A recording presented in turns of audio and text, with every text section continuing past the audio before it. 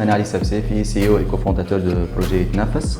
تنفس هي plateforme de tourisme écologique responsable et culturel en Tunisie. تجمع tous les acteurs de tourisme alternatif كيما les maisons d'hôtes, les organisateurs des circuits ou les agences de voyage ou de plus les artisans pour proposer leurs services aux voyageurs.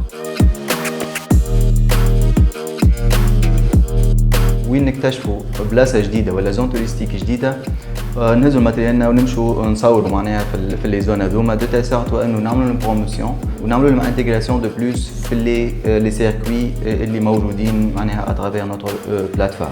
بور لو مومون عندنا بلوس كو 25 مليون دوت لي سيركوي يفوتوا 50 سيركوي كيف زيد لي برودوي ارتيزانو.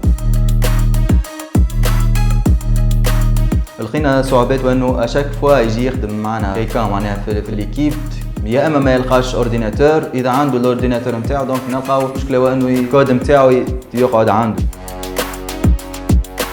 ادارات بريسك اغلبيتهم مش مفاهمين كي نقول انا راهو اي توريزم يقول لك لا لازمك تكون اجونس دو فواياج ولا لازمك معناها عندك ميزون دوت ولا في السيستم هذاك. بدينا مع تراس عملنا فورماسيون في السوفت سكيلز كيفاش تعمل لونتربريز نتاعك شنو البزوان نيسيسير انت في البروجي نتاعك. هما اللي حق اللي زادوا عاونونا برشا في الخدمه ولات الخدمه فلويد اكثر من قبل.